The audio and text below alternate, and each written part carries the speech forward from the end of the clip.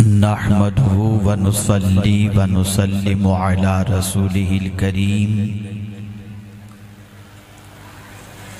اما بعد فاعوذ بالله من الشيطان الرجيم بسم الله الرحمن الرحيم واللہ اخرجکم من بطون امہاتکم لا تعلمون شیئا وجعل لکم السمع والابصار والافئدہ قلیلا ما تشکرون صدق اللہ العظیم۔ صاحب سجادہ مخدوم گرامی وقار، علماء باوقار، حاضرین و حاضرات و ناظرین، السلام علیکم ورحمۃ اللہ وبرکاتہ۔ اللہ وبرکاتہ۔ میرے پیارے آقا صلی اللہ تعالی علیہ وسلم کے پیارے دیوانوں، جس آیہ کریمہ کی تلاوت کا میں نے شرف حاصل کیا، اس سے متعلق کچھ معروضات پیش کرنے سے پیشتر آقا کریم رؤوف الرحیم علیہ التحیۃ والتسلیم کی بارگاہ بے کس پناہ میں جس طریقے سے میں پڑھاؤں، عقیدت و محبت میں ڈوب کر اسی طریقے سے درود و سلام کا نذرانہ پیش کریں۔ الصلاۃ والسلام علیک یا رسول اللہ، الصلاۃ والسلام علیک یا رسول اللہ، الصلاۃ والسلام علیک یا حبیب اللہ، الصلاۃ والسلام، الصلاۃ والسلام علیک یا نبی اللہ، الصلاۃ والسلام علیک یا نور اللہ، وعلی آلک و اصحابک یا حبیب اللہ، صلی اللہ تعالی علیہ وسلم۔ میرے پیارے آقا صلی اللہ تعالی علیہ وسلم کے پیارے دیوانوں، پہلی مرتبہ آپ کے دیار محبت میں مجھے حاضری کی سعادت نصیب ہو رہی ہے، اور اہل سنت و جماعت کا ایک قدیم ادارہ دارالعلوم منظر حق کے دستار فضیلت کے جلسے میں شرکت کی سعادت حاصل کر کے قلبی مسرت محسوس کر رہا ہوں۔ میں جب یہاں پر پہنچا جلسہ گاہ میں تو ایک ننھے سے بچے کی عربی کے اندر تقریر سن رہا تھا۔ بڑی پیاری بات وہ اپنے خطاب میں کر رہے تھے۔ انگلش میں اس کو کہتے ہیں پرپز آف کریشن، تخلیق انسانی کا مقصد، اور انہوں نے اپنی گفتگو میں کہا کہ هو الذی خلق لکم ما فی الارض جمیعا، وہی ہے جس نے ساری چیزیں جو کچھ زمین کے اندر ہیں وہ تمہارے لیے پیدا کی، اور انسان اور جن کو اللہ عز و جل نے عبادت کے لیے پیدا کیا۔ سبحان اللہ، ماشاءاللہ۔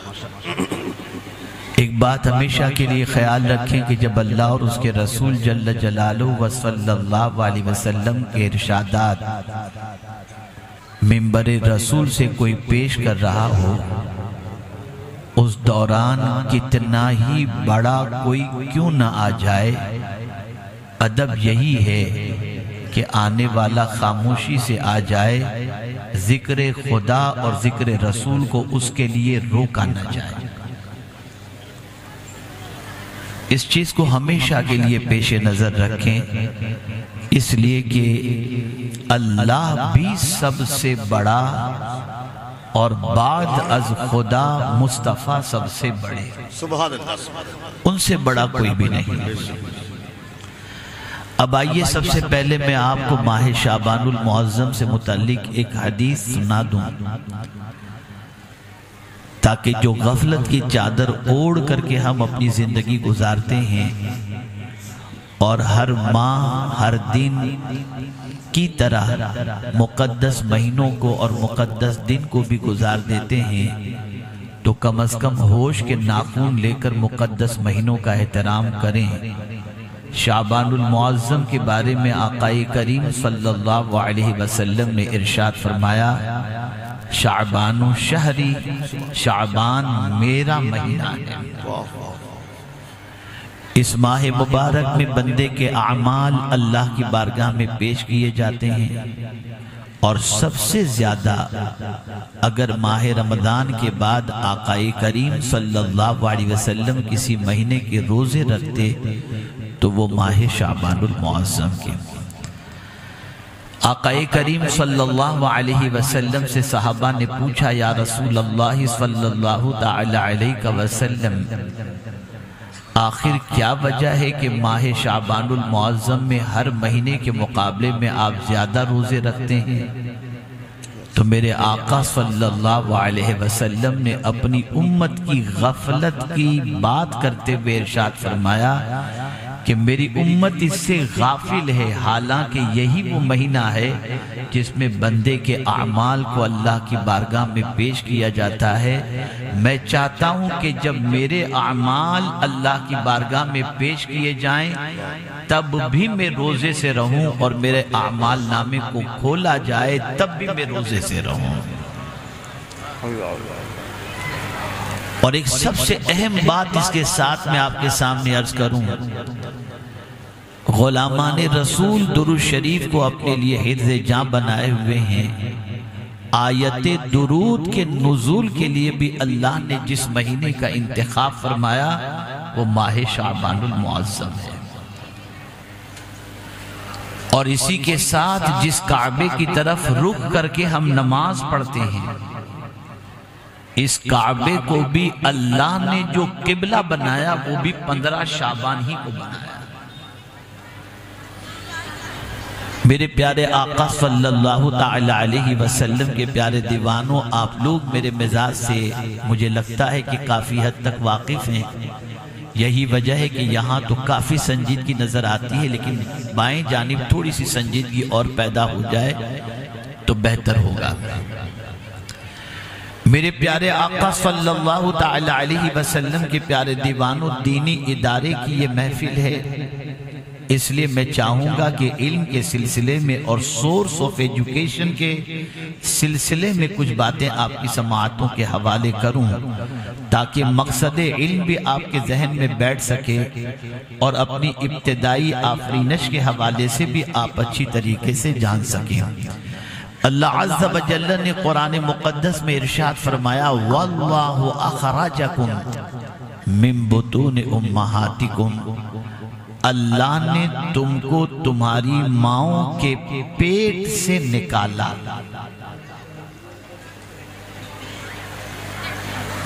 دنیا کا کوئی انسان کس وقت کہاں پیدا ہوگا نہیں معلوم۔ ماڈرن ٹیکنالوجی کے اس دور کے اندر بھی، ترقی کے اس دور کے اندر بھی کوئی کسی کی آمد کے بارے میں کانفیڈنشلی نہیں کہہ سکتا اتنے بجے اس تاریخ کو فلاں بندہ پیدا ہوگا، نہیں۔ اور آج کا دور یہ دور چل رہا ہے کہ یہاں پر نارمل ڈیلیوری اب بند ہو چکی، اب آپریشن ہی سے بچے پیدا ہوتے ہیں۔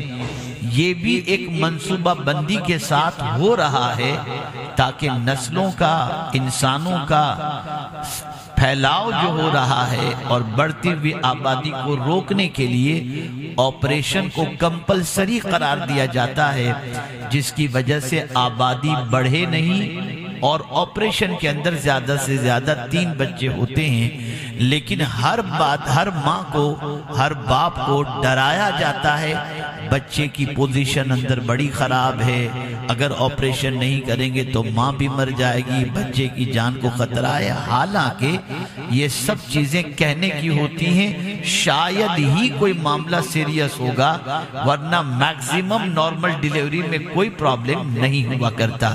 خیر، یہ میرا موضوع نہیں، اس کے بارے میں کیا عرض کروں، لیکن اب آپ دیکھیں آج کے ماڈرن ٹیکنالوجی کے اس دور کے اندر بھی ایک مرتبہ درود شریف پڑھ لیں۔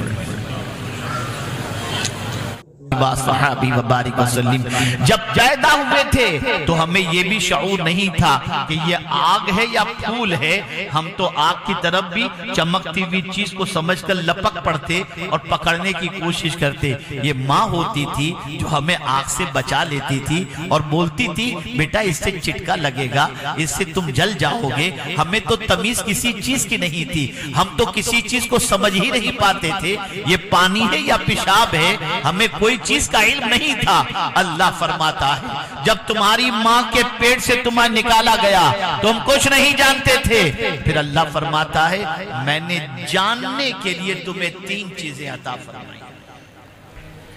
تعلیم کے لیے، سورس آف ایجوکیشن، حصول علم کے لیے اللہ نے 3 ذریعے عطا فرمائے۔ وَجَعَلَ لَكُمُ السَّمْعَ وَالْأَبْصَارَ وَالْأَفْئِدَةَ، اس نے تمہارے لیے کان بنائے، آنکھ بنائی اور دل۔ میرے پیارے آقا صلی اللہ تعالی علیہ وسلم کے پیارے دیوانوں، کان کا تذکرہ اللہ عز و جل نے پہلے فرمایا۔ یاد رکھیں جس میں انسانی کی تشکیل جب شکم مادر میں ہوتی ہے تو پہلے کان بنتا ہے، اور آپ یاد رکھیں علم کے حصول کا سب سے بڑا ذریعہ کان ہوا کرتا ہے۔ بندہ سن کر کے بہت کچھ سیکھتا ہے، اور ابتدائی زندگی کے اندر وہ بول نہیں پاتا، سنا کرتا ہے۔ وہ دیکھ صحیح طور پر نہیں پاتا لیکن سنا کرتا ہے۔ یہی وجہ ہے کہ غوث پاک اگر شکم مادر سے 17 پارے کے حافظ بن کر کے پیدا ہوئے تو ماں کے پیٹ میں انہوں نے ماں سے قرآن سنا تھا، اس لیے باہر نکلتے ہی 17 پارے کے حافظ بن کر کے پیدا ہوئے۔ پتہ یہ چلا ہم جو کچھ کہتے ہیں اس کا ایفیکٹ بچے پر ہوتا ہے، بچہ سنتا ہے۔ اور یہی وجہ ہے کہ شرابی کا بیٹا ہو، کبابی کا بیٹا ہو، عیاش کا بیٹا ہو، زانی کا بیٹا ہو، نمازی کا بیٹا ہو، اگر وہ بیٹا کسی مسلمان کے گھر پیدا ہوتا ہے اور مسلمان کے اندر چاہے جتنی بھی برائیاں موجود ہوں یا اچھائیاں موجود ہوں، معلم ہوں، محدث ہوں، فقیہ ہوں، حافظ ہوں، مجدد ہوں، کسے باشد، ہر ایک کے گھر جب بچہ پیدا ہوتا ہے تو ایک ہی فکر ہوتی ہے، بچے کے کان میں پہلے اذان کہی جائے۔ واہ واہ واہ، بے شک بے شک، ماشاءاللہ، ایک ہی فکر۔ واہ واہ، کسی بھی مسلمان کے گھر پھر وہ کیسے ہی کیٹیگری کا ہو، اگر بے نمازی ہے تو بھی اسے فکر ہے کہ میرے بیٹے کے کان میں اذان کہی جائے، آوارہ ہے تو اسے فکر ہے کہ میرے بیٹے کے کان میں اذان کہی جائے۔ اس لیے کہ کان میں اذان کہتے ہی اس بچے کو محسوس ہوتا ہے میں اللہ کے ماننے والے کے گھر میں پیدا ہوا ہوں، میں مسلمان ہوں، اور پہلا ہی سبق اسے سکھا دیا جاتا ہے کوئی بڑا نہیں، اللہ سب سے بڑا ہے۔ سبحان اللہ سبحان اللہ، ماشاءاللہ، یہ سبق پہلے دن اس کے کانوں میں پہنچا دیا گیا۔ اور یہی نہیں، میرے پیارے آقا صلی اللہ تعالی علیہ وسلم کے پیارے دیوانوں، سماعت کے اندر بڑی تاثیر ہے۔ اچھی چیزوں کو سننے کے بعد انسان کی زندگیاں بدل جاتی ہیں، اور بری چیز کو سننے کے بعد انسان کا مزاج بدل جاتا ہے۔ سماعت بڑی عظیم چیز ہے۔ میرے پیارے آقا صلی اللہ تعالی علیہ وسلم کے پیارے دیوانوں، اسی لیے قرآن مقدس کے اندر آپ دیکھیں کہ رب قدیر جل جلالہ نے پہلے سماعت ہی کا تذکرہ کیا. یہ سماعت ہی تو ہے. اذان کی آواز مسجد سے کانوں سے ٹکراتی ہے, ہمارے پیروں میں حرکت پیدا ہوتی ہے, ہم مسجد کی طرف چلتے چلے جاتے ہیں. اللہ اکبر. میرے پیارے آقا صلی اللہ علیہ وسلم کے پیارے دیوانوں, اللہ اور اس کے رسول کے ارشادات ہمارے کانوں کے ذریعے ہم تک جب پہنچتے ہیں تو ہماری زندگی کے اندر رقت طاری ہوتی ہے. اور ظاہر سی بات ہے, آپ کے ذہن میں یہ خیال پیدا ہو سکتا ہے, یہ سوال بھی پیدا ہو سکتا ہے, مولانا آج سن کر کچھ اثر نہیں ہوتا. ہر جمعہ کو تقریر ہوتی ہے, ہر بڑی رات کو تقریر ہوتی ہے, ہر جلسے میں تقریر ہوتی ہے, ذرا دیکھیں لوگ کتنا سدھرتے ہیں. تو اب اس میں کان کا قصور نہیں, توجہ چاہوں, اس میں کان کا قصور نہیں, اس میں ایمان کی کمی کا قصور ہے. اس لیے کہ نصیحت ہر کسی کو نفع نہیں دیتی. قرآن کہتا ہے وَذَكِّرْ فَإِنَّ الذِّكْرَى تَنْفَعُ الْمُؤْمِنِينَ, اور نصیحت کرو کہ نصیحت مومنوں کو نفع پہنچاتی ہے. یہاں سے یہ بات سمجھ میں آئی کہ اگر ہمارے دلوں کے اندر نصیحت اثر نہیں کر رہی تو ہم زبان سے ہزار مومن ہونے کا دعویٰ کریں, لیکن کمال ایمان ہمارے پاس موجود نہیں ہے. ورنہ میرے پیارے آقا صلی اللہ تعالی علیہ وسلم کے پیارے دیوانوں, اللہ کی آیتوں کو سننے کے بعد اگر انسان پر کپکپی طاری نہ ہو اور انسان کو نفع نہ پہنچے تو وہ مردہ دل انسان ہوا کرتا ہے. ورنہ تاریخ اٹھا کر دیکھو, جتنا ایمان قوی ہے اتنا ہی اللہ کی آیتوں کا اثر بھی ہوتا چلا جاتا ہے. جب آیتیں سنتے ہیں کوئی رکوع میں چلا جاتا ہے, کوئی سجدے میں چلا جاتا ہے, کوئی بارگاہ سمدیت میں گریہ زاری کرنے لگ جاتا ہے. کیا ہمارے امام اعظم کے حوالے سے آپ کو نہیں معلوم؟ اللہ اکبر. مسجد کے اندر نماز کے اندر موجود تھے, جماعت میں شامل تھے, امام نے سورۃ الزلزال کی تلاوت کی. امام اعظم بحیثیت مقتدی نماز کے اندر شامل ہیں. جب آیت پڑھنے والے نے پڑھا فَمَنْ يَعْمَلْ مِثْقَالَ ذَرَّةٍ خَيْرًا يَرَى وَمَنْ يَعْمَلْ مِثْقَالَ ذَرَّةٍ شَرًّا يَرَى, امام اعظم کی آنکھوں سے آنسو جاری ہو گئے, نماز مکمل ہو گئی, لوگ مسجد سے نکل گئے. امام اعظم نے مسجد کے خادم سے کہا تم ایک کام کرو, مجھے مسجد ہی میں رہنے دو اور باہر سے تالا لگا دو, آج میں مسجد میں رات بھر رہ کر کے عبادت کروں گا. اللہ اکبر. امام اعظم مسجد میں رات بھر رہے, عبادت میں مصروف رہے, اور یہاں تک کہ جب صبح فجر کا وقت ہوا خادم نے مسجد کا دروازہ کھولا, اور کھول کر کے جب آہستہ سے مسجد کے اندر داخل ہوا تو مسجد کے ایک کونے میں امام اعظم کھڑے ہیں اور اپنی داڑھی کو ہاتھ میں پکڑ کر روتے ہوئے کہتے ہیں اے اللہ, اگر تو نے نعمان کی بخشش کر دی تو تیرا بہت بڑا احسان ہوگا. یہ کون کہہ رہا ہے؟ یہ وہ کہہ رہا ہے جس کی مزار آج جس جگہ پر موجود ہے وہاں پر 6000 قرآن مقدس جنہوں نے پڑھے ہیں وہ امام اعظم. تو ایک دو آیتیں سننے کے بعد پوری رات عبادت میں جن کی رات تبدیل ہو گئی, وجہ یہ تھی ایمان جتنا زیادہ ہوگا اور جتنا قوی ہوگا اتنا ہی اللہ کی آیتوں کا اثر ہوگا, حضور کے فرمان کا اثر ہوگا. اگر آیتوں کا اثر نہیں ہو رہا, آقا کریم صلی اللہ علیہ وسلم کے ارشادات کا اثر نہیں ہو رہا, تو سمجھ لینا کہ ہمارے ایمان کے اندر کافی حد تک کمی ہے, اور ہمارے پاس تو اب ایمان کمزور بھی اگر دیکھا جائے تو میں یہ نہیں کہہ سکتا کہ وہ ہے یا نہیں. اللہ, کمزور ایمان کی بات بتا رہا ہوں, طاقتور ایمان کی بات. حدیث کی روشنی میں سمجھاؤں, میرے پیارے آقا صلی اللہ تعالی علیہ وسلم کے پیارے آقا کریم صلی اللہ علیہ وسلم نے ارشاد فرمایا تم سے ہو سکے اگر تم برائی دیکھو تو تم سے ہو سکے تو ہاتھ سے روکو, اور اس برائی کو ہاتھ سے نہیں روک سکتے زبان سے روکو, اور اگر زبان سے نہیں روک سکتے تو اس برائی کو دل سے برا جانو. وَذَلِكَ أَضْعَفُ الْإِيمَانِ, کہ یہ ایمان کا سب سے کمزور ترین ضعیف درجہ ہے۔ برائی کو دل سے برا جاننا یہ کمزور ایمان کی علامت ہے۔ لیکن اگر آج مسلمانوں کی زندگی کا جائزہ لیا جائے تو اب برائی کو برائی سمجھنے کے لیے بھی تیار ہے۔ اللہ اللہ اب تو برائی ضرورت بن گئی۔ معاشرہ برائیوں کی گندگی کے اندر اتنا ڈوب چکا کہ بدبو سے پورا معاشرہ بدبودار ہوتا ہوا دکھائی دیتا ہے۔ ہماری نوجوان نسل کہاں جا رہی ہے؟ کلمہ حضور کا پڑھتے ہیں، کھاتے حضور کا ہیں، اللہ عز و جل کا عطا کردہ رزق مصطفیٰ پیارے صلی اللہ علیہ وسلم کے صدقے میں ہم کھاتے ہیں، لیکن حال کیا ہے؟ پوری زندگی اس کی نافرمانی۔ اور اب تو حال یہ ہو گیا، میں بڑی معذرت کے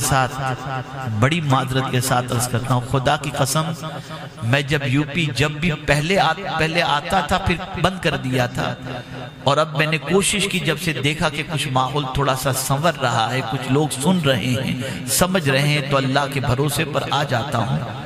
میں نے سب سے زیادہ سنی مسجدوں کو نوجوانوں سے ویران دیکھا ہے۔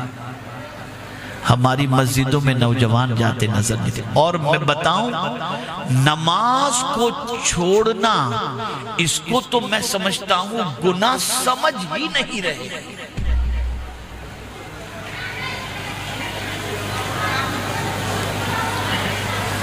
اتنی آسانی سے نماز چھوڑتے ہیں۔ اے رسول اعظم صلی اللہ تعالی علیہ وسلم کے دیوانوں، آقا کریم صلی اللہ علیہ وسلم کی محبت کا نعرہ لگا کر، دامن مصطفیٰ صلی اللہ علیہ وسلم نہیں چھوڑیں گے کا نعرہ لگا کر، غوث پاک کا دامن نہیں چھوڑیں گے کا نعرہ لگا کر، نماز چھوڑ کر کے اگر تم یہ سمجھتے ہو کہ حضور بھی خوش ہو جائیں گے، غوث پاک بھی خوش ہو جائیں گے، نہیں میاں، کبھی نہیں ہو سکتا۔ غوث پاک تو یہ فرماتے ہیں کہ بے نمازی مر جائے تو اسے مسلمانوں کے قبرستان میں نہ دفناؤ۔ فقہ حنبلی کے اندر اٹھا کر کے دیکھو،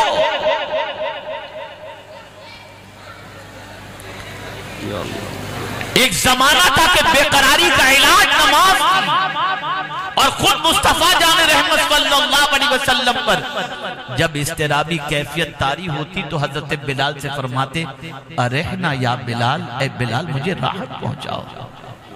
لیکن آج ہمارا حال کیا ہے؟ آج ہماری کیفیت کیا ہے؟ ہم جاتے ہیں بزرگوں کے پاس، مشائخ کے پاس تعویذات کے لیے، جاؤ، صحیح معنوں میں جو مشائخ ہیں اہل سنت و جماعت سے تعلق رکھتے ہیں، عالم ہیں، عامل ہیں، جائیے ان کے پاس لیجئے تعویذ۔ لیکن کبھی خدا کا بھی عطا کردہ قانون قبول کر لیجئے نا۔ کیوں جاتے ہیں اللہ والوں کے پاس؟ کیوں جاتے ہیں مشائخ کے پاس؟ حضرت تعویذ دیجئے روزی میں برکت ہو جائے، حضرت تعویذ دیجئے رزق میں کشادگی پیدا ہو جائے۔ آئیے میں آپ کو ایک تعویذ قرآن کا دے دیتا ہوں، اور میں پوری دیانت داری کے ساتھ کہتا ہوں کہ خدا کی قسم اگر تمہارے رزق میں فراوانی نہ ہو تو مجھے جو سزا چاہو تم دے دینا۔ میں قرآن کا نسخہ عطا کر رہا ہوں، آج یہ نسخہ یہاں سے لے کر کے اٹھو۔ میرا رب فرماتا ہے، وَأْمُرْ أَهْلَكَ بِالصَّلَاةِ وَاسْتَبِرْ عَلَيْهَا لَا نَسْأَلُكَ رِزْقًا نَحْنُ نَرْزُقُكَ۔ اللہ فرماتا ہے اپنے گھر والوں کو نماز کا حکم دو اور تم بھی نماز پر قائم رہو۔ وہ رب فرماتا ہے میں تم سے روزی نہیں مانگتا، میں تمہیں روزی عطا کروں گا۔ واہ واہ واہ، میں تمہیں روزی عطا کروں گا، اور رب کا وعدہ حق ہے۔ وہ فرماتا ہے ان اللہ لا یخلف المیعاد، کہ بے شک اللہ وعدہ خلافی نہیں فرماتا۔ میں پوچھنا چاہتا ہوں، تم سب کے تعبیر پر بھروسہ کرتے ہو، خدا کے فرمان پر بھی تو بھروسہ کر کے دیکھ لو۔ میں خود بھی تعویذات بناتا ہوں، ایسا نہ سمجھنا کہ میں کہیں کچھ یقین رکھیں آپ، اور مشائخ کے تعویذ کا میں خود احترام کرتا ہوں۔ سرکار حضور مفتی اعظم ہند علیہ رحمہ کی ایک تعویذ ہی نے میری زندگی میں انقلاب پیدا کیا تھا۔ لیکن جب حضور مفتی اعظم ہند علیہ رحمہ کی حیات طیبہ کو آپ دیکھیں تو زندگی کے آخری وقت میں بھی اگر کسی چیز کی فکر تھی تو صرف نماز کی فکر تھی، صرف نماز کی فکر تھی۔ نماز کے بعد وہ سکر کی حالت میں چلے جاتے اور پھر جیسے نماز پڑھ لیتے بار بار پوچھتے میری نماز ہوگی، میں نے نماز پڑھ لی، نماز میری نماز میری نماز میری نماز۔ آج بڑے افسوس کے ساتھ مجھے کہنا پڑتا ہے کیا ہو گیا ہے؟ کھاتے رب کا ہو، پیتے رب کا ہو، اللہ کی زمین کا استعمال کرتے ہو، اللہ کی عطا کردہ رزق سے فائدہ اٹھاتے ہو، اللہ کی عطا کردہ ہوا سے فائدہ اٹھاتے ہو، اللہ کی عطا کردہ پانی سے فائدہ اٹھاتے ہو، اور اسی کے لیے تمہارے پاس ٹائم نہیں۔ اور یہ ٹائم اگر تم اس کو دیتے ہو اس کا کوئی فائدہ نہیں۔ اگر تم اس کی بارگاہ میں جھکو گے تو ہر جگہ جھکنے سے پھر نیاز کر دے گا، اتنی بلندی عطا کرے گا کہ اس بلندی تک کوئی دوسری چیز تمہیں پہنچا نہیں سکتی۔ تو عرض یہ کر رہا تھا کمزور ایمان بھی ہمارے پاس نظر نہیں آ رہا۔ وہ کون سا گناہ ہے جو معاشرے کے اندر پنپ نہ رہا؟ رات ہوتے ہی ہماری نوجوان نسل مجھے نہیں معلوم کیا دیکھتی ہے، راہ چلتے ہوئے کان میں ایئرپورٹ لگا کر یا ایئر فون لگا کر بچے بچیاں کیا سنتے چلے جاتے ہیں نہیں معلوم۔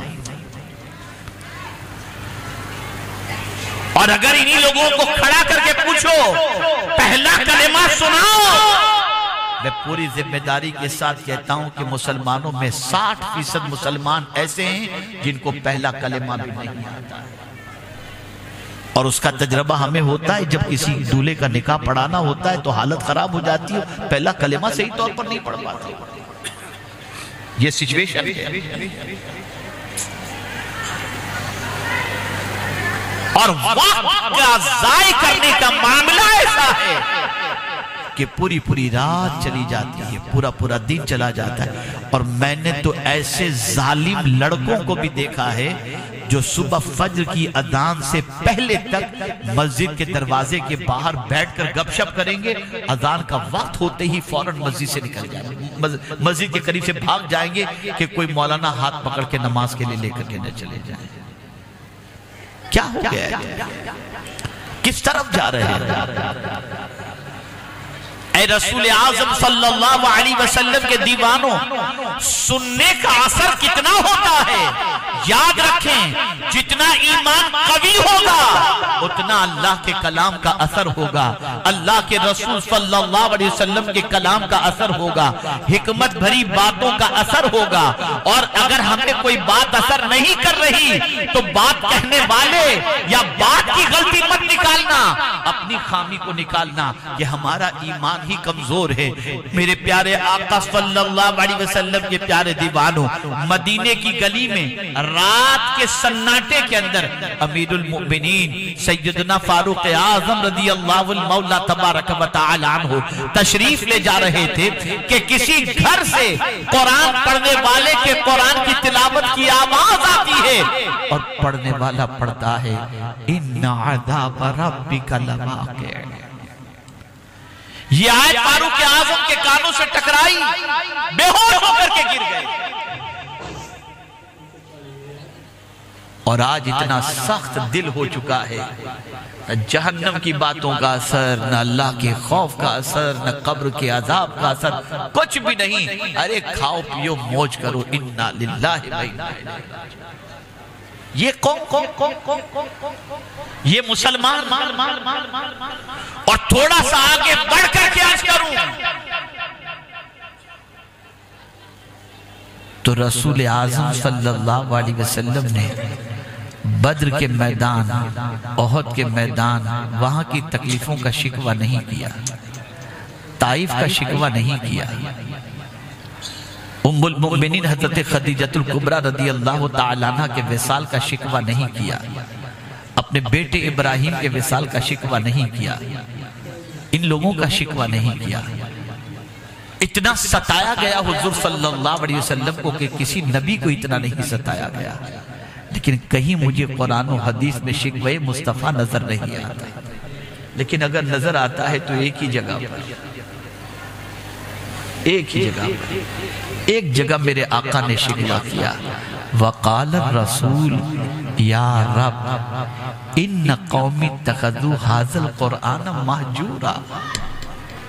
اے اللہ میری قوم کو کیا ہو گیا کہ انہوں نے قرآن کو چھوڑنے والا سمجھ لیا۔ یہاں رب نے اس طرح کی بارگاہ میں شکوہ کرنے، جو قرآن انقلاب پیدا کرنے کے لیے آیا، آج اس قرآن کے اثرات ہماری زندگی پر مرتب ہوتے نظر نہیں آتے۔ ہم پورے کے پورا قرآن سن لیں، رسول اعظم کی احادیث سن لیں، ہماری زندگی میں کوئی تبدیلی نہیں آتی اور نماز کی طرف بڑھتے نظر نہیں آتے، نیکیوں کی طرف۔ بلکہ میں تو کہا کرتا ہوں جو قوم اتنی سخت دل ہو چکی ہو کہ شہادت حسین کے بارے میں یہ سنیں کہ امام حسین نے سر سجدے میں کٹا دیا، پھر بھی سجدے کو تیار نہ ہو، اس معلم ملائکہ کا سب سے بڑا جرم یہی تو تھا کہ وہ تکبر کے اندر گرفتار ہو گیا، جس کی وجہ سے راندہ بارگاہ الہی ہو گیا۔ اب اللہ عز و جل انسان سے فرما رہا ہے واللہ اخرجکم من بطون امہاتکم، اللہ نے تم کو تمہاری ماؤں کے پیٹ سے نکالا۔ سچویشن کیا تھی؟ جب تم ماں کے پیٹ سے نکلے تھے تو تمہارا حال کیا تھا؟ لا تعلمون شیئا، کچھ نہیں جانتے، تمہیں کوئی ایجوکیشن نہیں تھا، تم اتنے مجبور تھے، ہاتھ تو تمہارے پاس تھے لیکن پکڑنے کی طاقت نہیں تھی۔ زبان، ایک مرتبہ درود شریف پڑھ لیں۔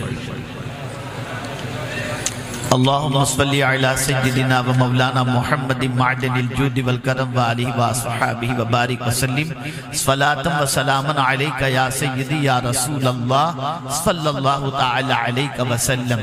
زبان تو تھی تمہارے پاس جب تم پیدا ہوئے تو، لیکن تمہارے پاس بولنے کی قوت نہیں تھی۔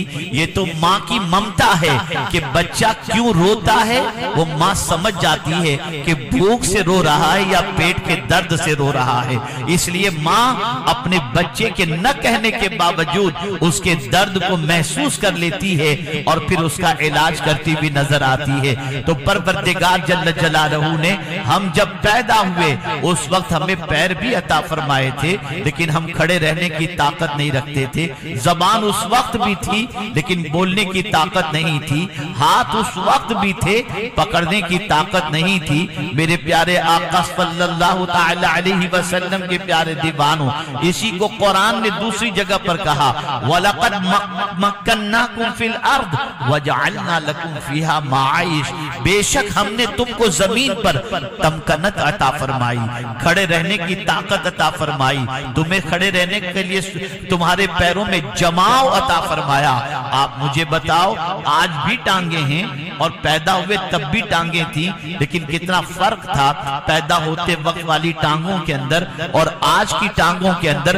جب پیدا ہوئے تھے اپنے پیروں پر کھڑے نہیں رہ پاتے تھے، جب پیدا ہوئے تھے ایک قدم چل نہیں پاتے تھے، جب پیدا ہوئے تھے دوڑ نہیں پاتے تھے۔ میں پوچھنا چاہتا ہوں ان پیروں میں طاقت کس نے عطا کی کہ آج ان پیروں پر ہم کھڑے بھی ہیں، ان پیروں پر چل بھی رہے ہیں، ان پیروں پر دوڑ بھی رہے ہیں؟ تو اللہ فرماتا ہے یہ ہم نے تمہیں طاقت عطا فرمائی، کسی اور نے نہیں۔ احسان یاد دلایا جا رہا ہے، تمہیں احسان یاد دلایا جا رہا ہے، بتایا جا رہا ہے ذرا اپنا پاسٹ یاد کرو، اپنا ماضی یاد کرو۔ اور عقل مند وہی ہے جو اپنی ابتدا بھی یاد رکھتا ہو، جیسا کہ آپ جانتے ہیں محمود و ایاز کے معاملے میں اللہ اکبر، محمود کے دربار کے اندر لوگوں نے آ کر کے کہا تم ایاز سے بڑی محبت کرتے ہو؟ ایاز تمہارا خزانہ چوری کر کر کے فلاں جگہ پر لے جا کر جمع کرتا ہے۔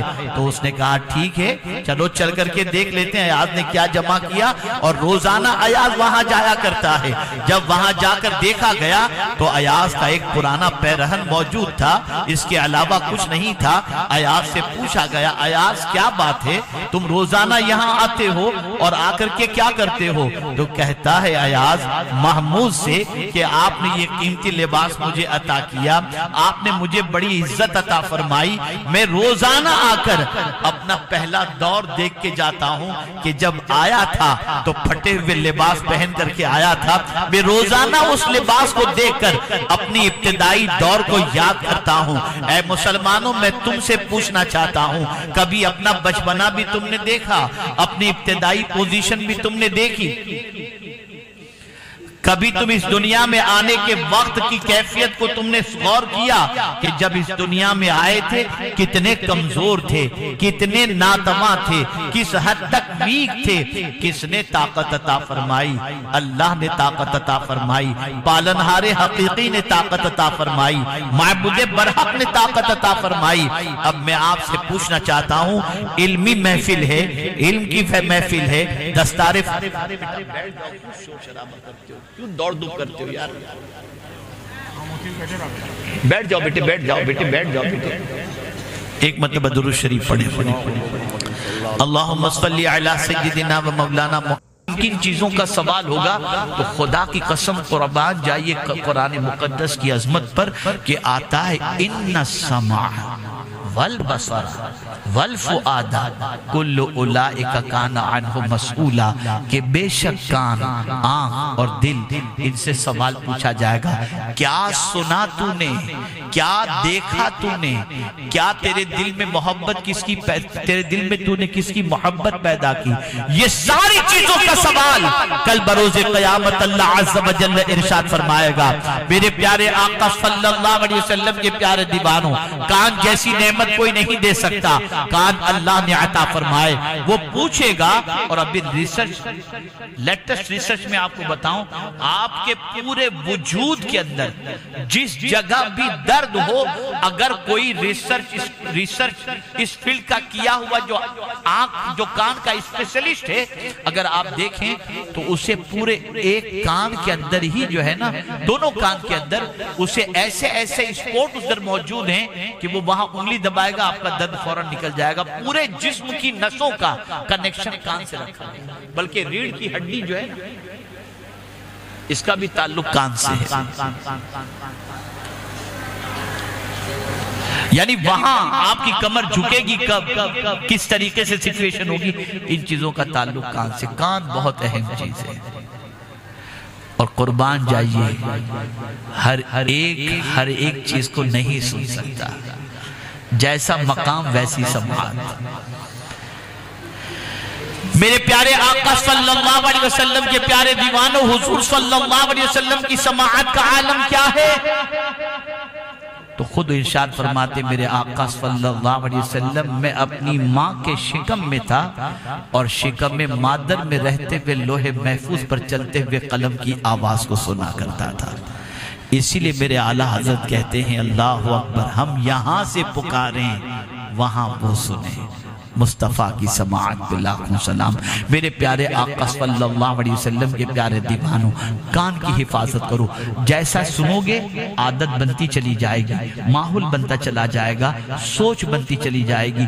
غیبت سنو گے تو برا ذہن بنے گا، چغلی سنو گے برا ذہن بنے گا، گالی سنو گے برا ذہن بنے گا، قرآن سنو گے ذہن بھی پاک ہوگا، نعت مصطفیٰ صلی اللہ علیہ وسلم سنو گے آقا کریم کی محبت دل میں پیدا ہوگی، اچھی باتیں سنو گے دل کے اندر جذبہ پیدا ہوگا۔ تو آج سے یہ عہد کر کے اٹھو یہاں سے کہ انشاءاللہ العظیم کان کا مس یوز نہیں کریں گے، کان کے ذریعے غلط باتوں کو نہیں سنیں گے، کان سے اچھی چیزوں کو سننے کی کوشش کریں گے۔ اللہ اکبر۔ میرے پیارے آقا صلی اللہ تعالی علیہ وسلم کے پیارے دیوانوں، اگر کوئی نیت کر لے، آپ جانتے ہیں شب معراج جو اللہ نے تحفے عطا فرمائے، ان تحفوں میں ایک تحفہ یہ بھی ہے کہ آقا کریم صلی اللہ علیہ وسلم فرماتے ہیں کہ میرے رب نے اس رات ایک تحفہ یہ بھی عطا فرمایا کہ کوئی نیکی کا ارادہ کرے نا اور نیکی کا موقع نہ ملے تو ارادے پر بھی اللہ اسے نیکی کا ثواب عطا فرما دے گا، نیکی کا ثواب عطا فرما دے گا۔ یہ بھی اس رات کے تحفوں میں سے ایک تحفہ ہے۔ تو میرے پیارے آقا صلی اللہ علیہ وسلم کے پیارے دیوانوں، اچھی چیز کا ارادہ کریں، اس نیت سے ارادہ نہ کریں کہ نہیں کرنا ہے، ارادہ کرنے کے ہی نیت سے کریں کہ آج سے انشاءاللہ اچھی بات سنیں گے، اللہ کے رسول صلی اللہ علیہ وسلم کے فرامین کو سنیں گے، قرآن مقدس کی تفسیر کو سنیں گے، کنز الایمان کو سنیں گے، اللہ عز و جل کے ارشادات کو سنیں گے، رسول اعظم صلی اللہ علیہ وسلم کی نعتوں کو سنیں گے، اور اسی طریقے سے اپنی نگاہوں کے بارے میں عزم کریں کہ کوئی ناجائز و حرام چیز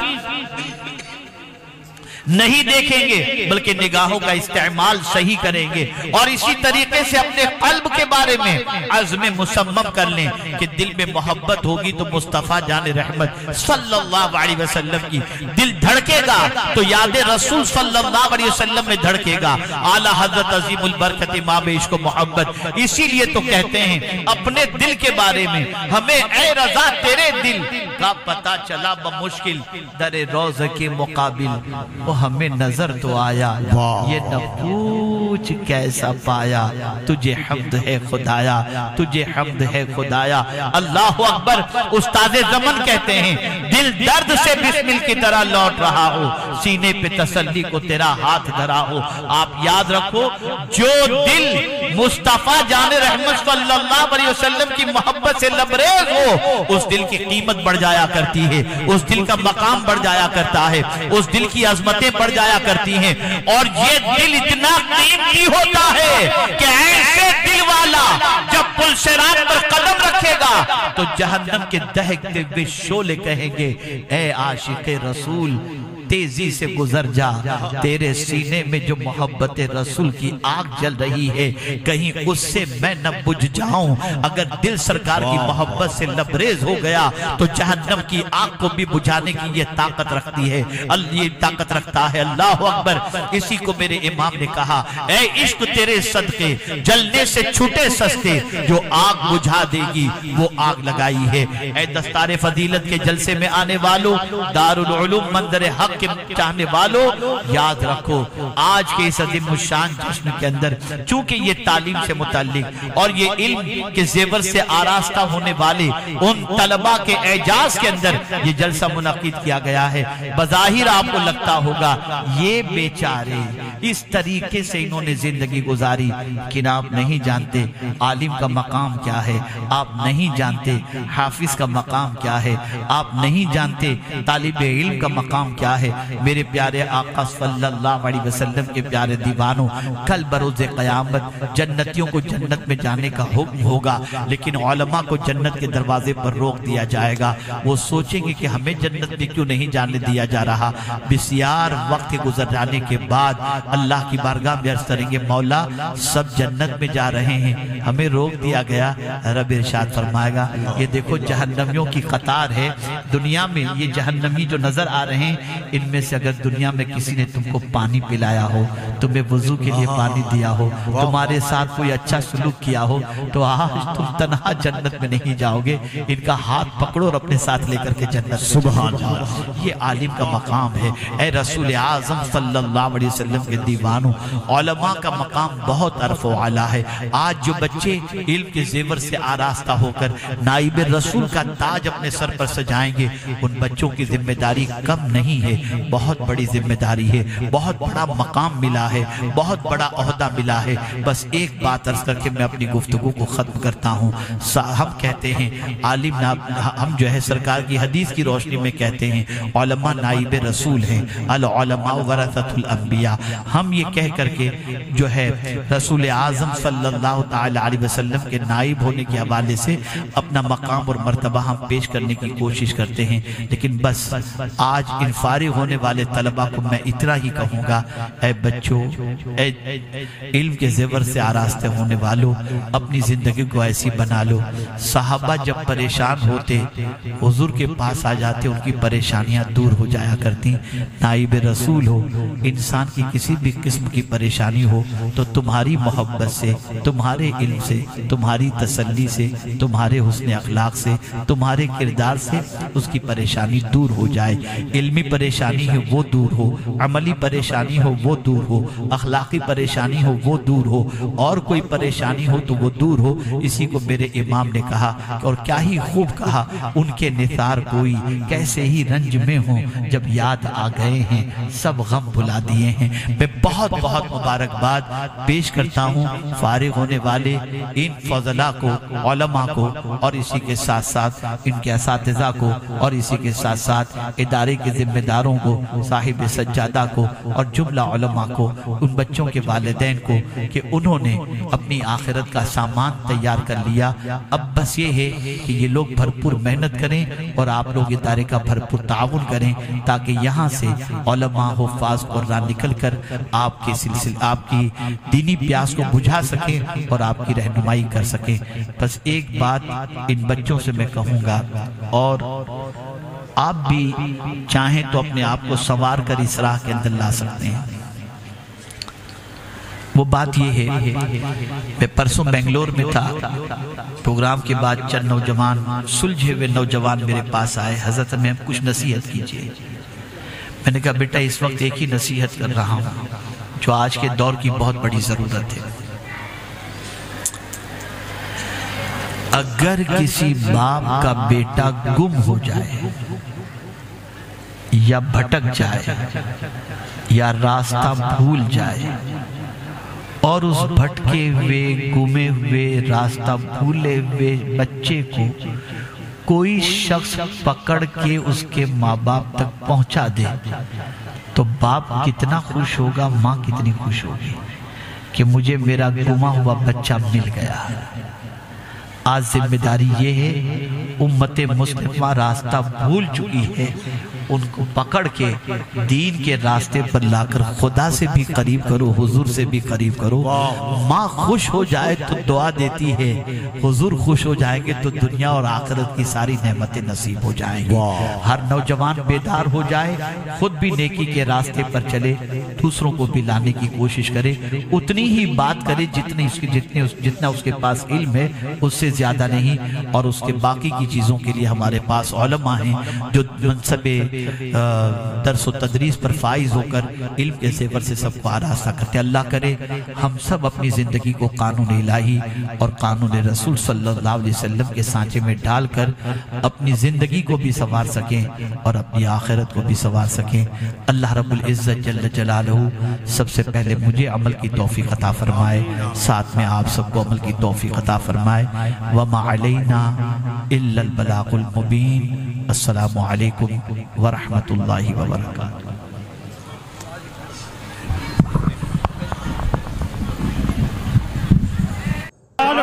ہمارے علاقے میں پہتی پوری جگہ مشہور ہے، اس علاقے میں حجاج پور ہے، مولانا غلام کوثر ابن آس محمد، دوسرے نمبر پر مولانا غلام نبی احمد ابن عبداللہ، موضع مونڈیرا، ضلع امبیڈکر نگر۔ علماء کرام اپنے مقدس ہاتھوں سے دستار باندھ رہے ہیں۔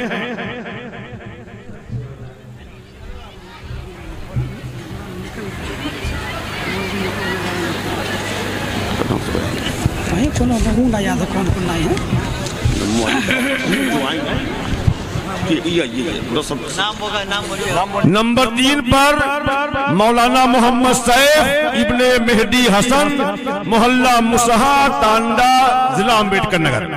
سبحان اللہ، مبارک ہو، محلہ مسہا میں ایک عالم کا اضافہ ہو گیا، ماشاءاللہ۔ محمد سیف ابن مہدی حسن، محلہ مسہا، ٹانڈا، امبیڈکر نگر۔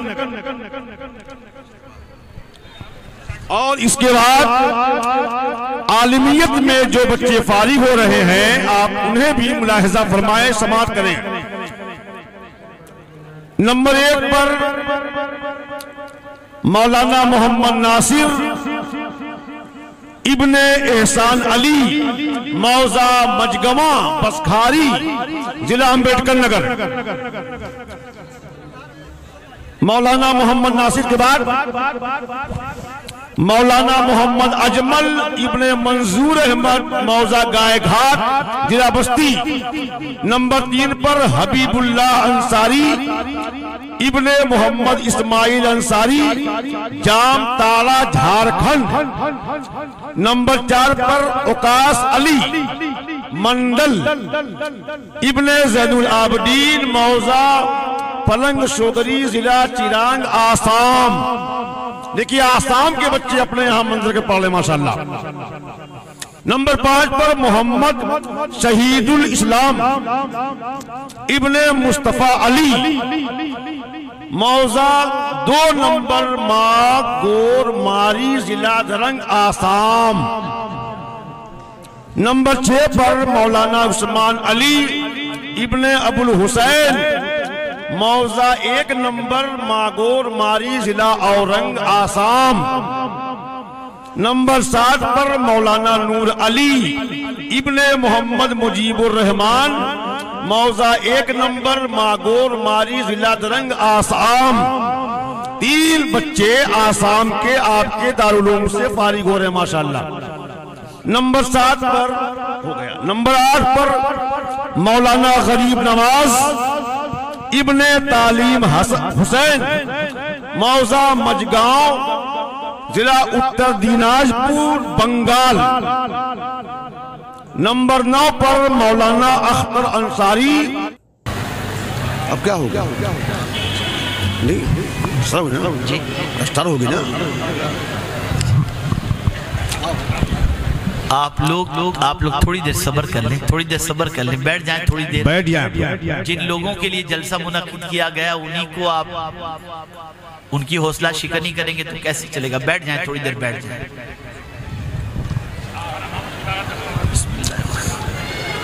حضرات آپ لوگ بیٹھیں، دستار بندی کا روح پرور منظر ماتھے کی نگاہوں سے ملاحظہ فرمائیں، اس کے بعد ہی آپ جائیں۔ دستار بندی ہوگی، سلام ہوگا، دعا ہوگی، اور آپ حضرات سے گزارش ہے تھوڑی دیر اور آپ رک جائیں۔ عطائے حضور مفتی اعظم ہند امیر سنی دعوت اسلامی حضرت علامہ الحاج الشاہ مفتی شاکر علی نوری صاحب قبلہ جو شہر ممبئی سے چل کر تشریف لائے اور اپنے خطاب سے نواز رہے تھے، اللہ تبارک و تعالی ہمیں اور آپ کو اس تقریر پر خطاب پر عمل کرنے کی توفیق عطا فرمائے۔ 26 مئی کو شہزاد پور اکبر پور علامہ مفتی شاکر علی نوری صاحب قبلہ جو آپ کے سامنے جلوہ بار ہیں، 26 مئی کو شہزاد پور انشاءاللہ تشریف لائیں گے۔ 26 مئی کو شہزاد پور آپ حضرات سے التماس ہے، گزارش ہے 26 مئی کو شہزاد پور پہنچے، حضرت کے بیان کو سماعت فرمائیں اور ثواب دارین سے مالا مال ہو۔ دستار بندی کا روح پرور منظر ماتھے کی نگاہوں سے ملاحظہ فرمائیں۔